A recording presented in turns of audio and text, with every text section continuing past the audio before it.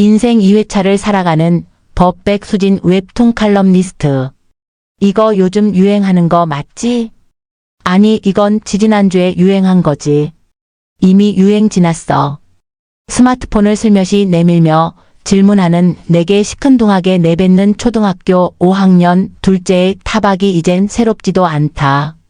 SNS에 수없이 올라오는 다양한 챌린지를 보면서 나도 제법 유행을 아는 엄마구나 싶어 자신 있게 물어보면 둘째는 어김없이 이미 시간이 오래 지났다고 단호하게 말한다. 아니, 겨우 2주일밖에 지나지 않았는데도 말이다. 겨우 2주인데 아직 인기 있는 것 아니야? 아니, 지푸라기라도 잡는 심정으로 다시 물어보지만 돌아오는 대답은 여전히 단호하다. 아, 이놈의 SNS는 유행이 어찌 이리 빠르단 말인가. 둘째의 단호함에 마음이 조금 상한 채로 회사에 출근했는데 이게 웬일인가. 동료들은 둘째가 외면했던 인기 있는 챌린지를 여전히 모르는 것이 아닌가. 이거 2주나 지난 거예요. 지금은 유행하지 않아요. 하하. 둘째에게 받았던 타박을 조금은 더 우아하고 교양 있게 원래 알고 있던 것처럼 동료들에게 웃으며 이야기해준다. 그러면 하나같이 모두 다 어쩌면 그렇게 다 아느냐고 본인들도 잘 모르는 유행을 내가 너무 잘 알고 있다고 칭찬해준다. 이런 소소한 칭찬에도 MZ세대의 인기 아이템을 다 알고 있는 듯한 기분이 들어 어찌나 어깨가 우쭐해지는지 모른다. 사회생활을 하는 엄마는 아직 어린 자식들에게 기생의 다양한 인기 아이템을 탐닉하며 살아가고 있다. 인생 2회차를 살고 있는 기분이랄까. 흔히들 인생 2회차는 나이가 어린 사람들이 이미 모든 일을 다 겪은 듯 능숙한 모습을 보일 때 비유적으로 드는 말이지만 요즘 나는 아이들과 대화하면서 이것이 2회차 인생이겠구나 싶다. 경계의 무한 확장.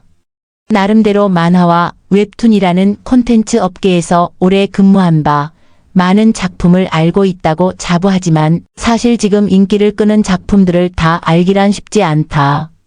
특히 작품의 재미를 느끼려면 작품에서 공감이 되는 지점을 찾아야 하는데 이제 나이를 많이 먹고 세상에 시달려서 그런지 작품 속에서 더는 공감을, 재미를 찾지 못하고 있어서 우울하던 차였다.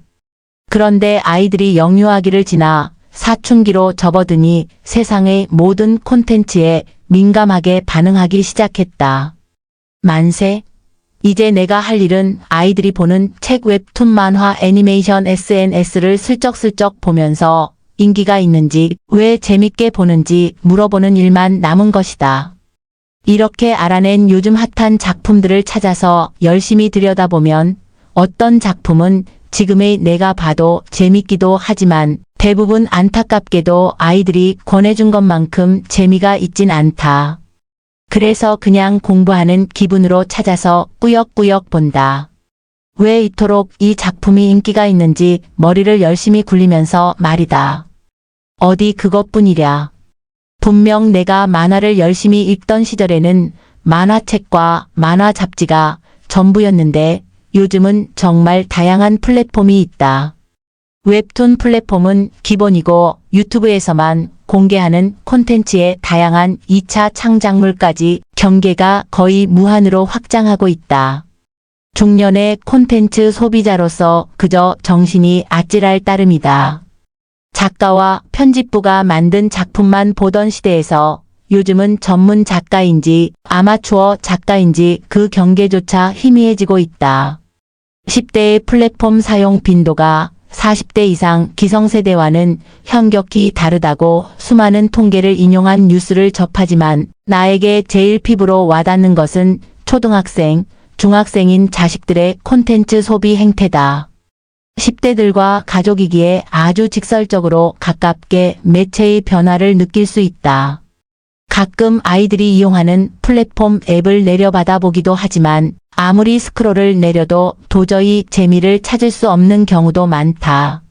같은 SNS를 이용하고 있다 하더라도 그 안에서 적용되는 알고리즘이 다르다 보니 나와 아이들이 보는 콘텐츠는 너무 다르다. 나와 아이들이 같은 서비스를 이용하는 것이 맞는가 하는 어이없는 질문이 생길 정도로 너무나도 다른 것이다. 같은 공간, 같은 시간을 보내고 있지만 소비하는 콘텐츠는 전혀 다르구나 하는 체감이 들 정도로 서로 미디어를 통한 경험은 멀어져만 간다. 물론 안 좋은 경우만 있는 것은 아니다. 요즘엔 과거의 영화가 재개봉하거나 예전의 드라마를 OTT 서비스를 통해서 쉽게 볼 수 있다. 명작이라고 하는 이야기를 다시 볼 수 있는 기회가 쉽고 다양하게 세상 여기저기에서 돌출되는 것이다. 과거의 명작들을 짧고 강렬한 SNS 콘텐츠로 만들어서 올리는 경우도 아주 많다. 우리 아이들도 좋아하는 5분 순삭 같은 유튜브 콘텐츠를 보고 있으면 시공을 뛰어넘어 재창조된 예전의 명작들을 다양하게 만난다. 부모인 내가 명작이니 같이 보자고 하면 당연히 콧방귀를 끼고 말겠지만 본인들이 신뢰하는 크리에이터들의 추천을 보고 나면 아이들이 먼저 재개봉 영화를 같이 보자고 제의하기도 한다. 미화되는 과거, 언제나 쉽지 않은 현재. 짧게는 10년 전, 길게는 20년 전의 영화들. 내 젊은 시절의 한순간이었을 오래전 영화들을 10대가 된 내 아이들과 같이 보고 있노라면 실로 여러 가지 감정이 든다. 젊을 때 본 기억과 전혀 다른 내용일 때도 있어 깜짝 놀라기도 하고 지금은 그 흔적조차 찾아볼 수 없는 단관 개봉 시절의 옛날 극장에 대한 추억에 빠지기도 한다. 물론 단연코 젊었던 그 시절의 나에 대한 그리움이 제일 크다.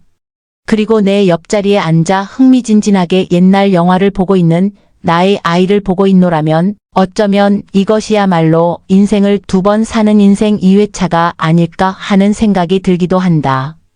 아이들이 사춘기에 접어들기 전까지는 양육만으로도 허겁지겁 일상을 보냈더랬다. 내가 낳은 나의 분신들을 돌보는 일이 너무나도 감사한 순간이었음에도 나라는 개념이 점차 사라지고 아이들의 부모로서만 내 존재가 남은 듯한 기분이 들기도 했다.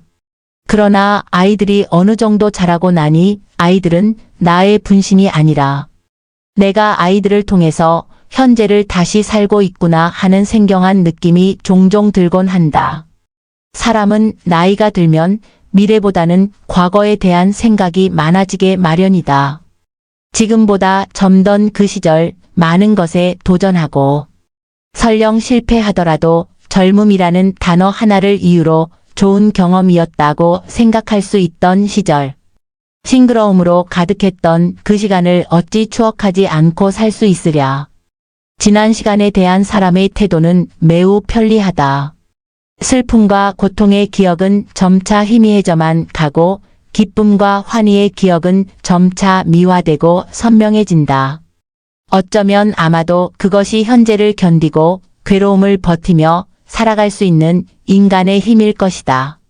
이런 시간의 섭리를 거슬러 나는 지금 과거에만 머물러 있지 않고 아이들 덕분에 현재를 다시 즐기며 살고 있으니 예전의 경험을 새롭게 맛보는 지금이 어쩌면 내 인생의 2회차가 아닐까.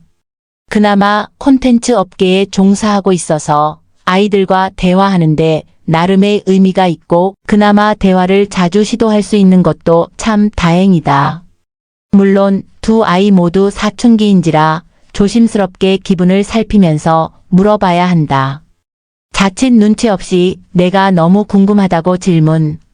폭탄을 퍼붓다 보면 어느 순간 도저히 받아들일 수 없는 눈빛을 발사하며 아 짜증나라는 말을 서슴없이 내뱉고 문을 닫으며 들어가는 아이의 뒷모습에 머쓱해지기 때문이다.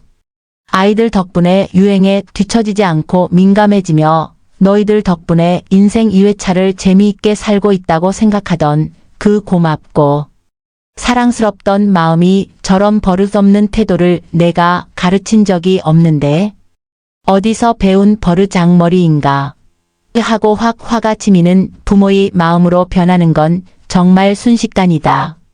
아 정말 현재를 살아간다는 건 여전히 언제나 쉽지 않다.